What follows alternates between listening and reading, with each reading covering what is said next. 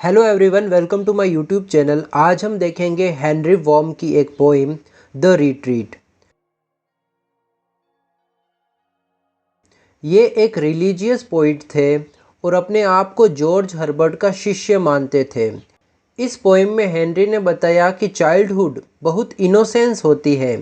दोस्तों, आपने कभी सुना होगा कि बच्चे भगवान का रूप होते हैं। बस हेनरी का भी यही मानना है। वे कहते हैं कि चाइल्डहुड एक ऐसी स्टेज है जिसमें भगवान का निवास होता है, जहां बाकी लोग आगे की तरफ फॉरवर्ड होते हैं। पोइट चाइल्डहुड की इनोसेंस में रिट्रीट जाना चाहता है। द रिट्रीट का मतलब होता है going back in the days of past. यहाँ पर पोइट दो सिचुएशन क्रिएट करता है, एक बिफोर बॉर्न और दूसरी after born. Poet before born वाली लाइफ हेवन की बताता है और आफ्टर बॉर्न वाली लाइफ अर्थ की लाइफ बताता है। तो चलिए इस पोएम को लाइन बाय लाइन एक्सप्लेन करते हैं। Happy those early days when I shine in my angel infancy, before I understood this place appointed for my second race, or taught my soul to fancy out, but a white celestial thought when yet I had not walked above a mile or two from my first love। In lines में poet कहता है कि way before born life में, मतलब life of haven में बहुत खुश था। उसके चेहरे पर एक अलग ही चमक थी। आफ्टर बर्थ की लाइफ के बारे में जानने से पहले ही इसका जन्म हो गया, मतलब सेकंड लाइफ मिल गई। Second life means life on earth. But अब भी इस पोइट को अपनी first life means life in heaven याद है। पोइट को ऐसा फील हो रहा है कि वे अपनी फर्स्ट लाइफ से दूर नहीं हुआ। उसका फर्स्ट लव मतलब ईश्वर अभी भी उसके साथ है।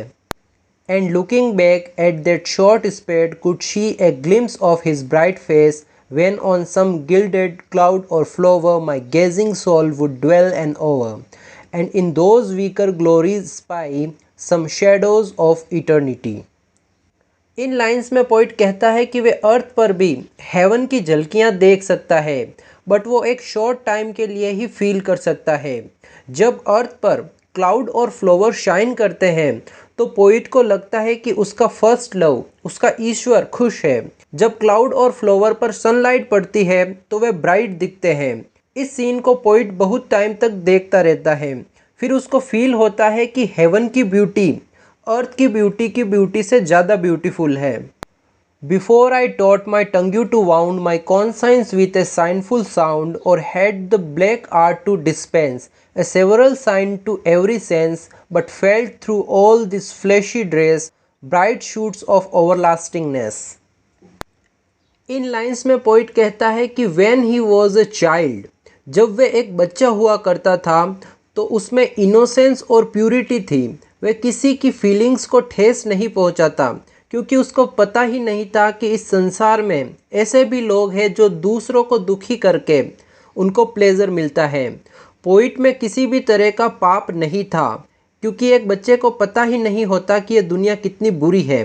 चाइल्डहुड ऐसा टाइम है जो इनोसेंस और प्यूरिटी से भरा होता है, इसलिए इनकी जो सोल है, जो आत्मा है, वे अमर होती है। ओवरलास्टिंगनेस का मतलब उनकी आत्मा अमर होती है। Oh how I long travel back and tread again that ancient track, that I might once more reach that plain where first I left my glorious train, from whence the enlightened spirit sees। Poet की desire है कि वे एक बार फिर haven में जाए, haven में जाकर वहाँ के ट्रैक पर वॉक करें। हेवन में जाए और वहाँ जो साथी, जो देवदूत थे जिनसे पोइट बिछड़ गया, वापस मिलना चाहता है, क्योंकि जो देवदूत थे उनकी सोल ग्रेट एंड डिवाइन थी।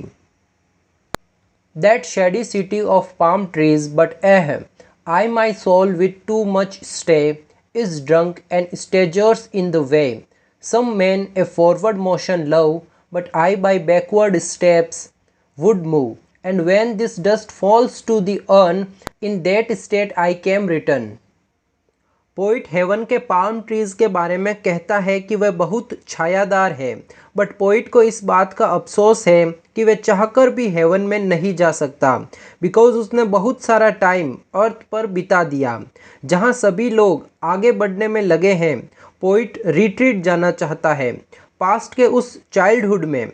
लास्ट की इन 2 लाइंस में पोइट कहता है कि जब उसकी डेथ हो जाएगी तो उसको एक मौका मिल जाएगा हेवन को विजिट करने का।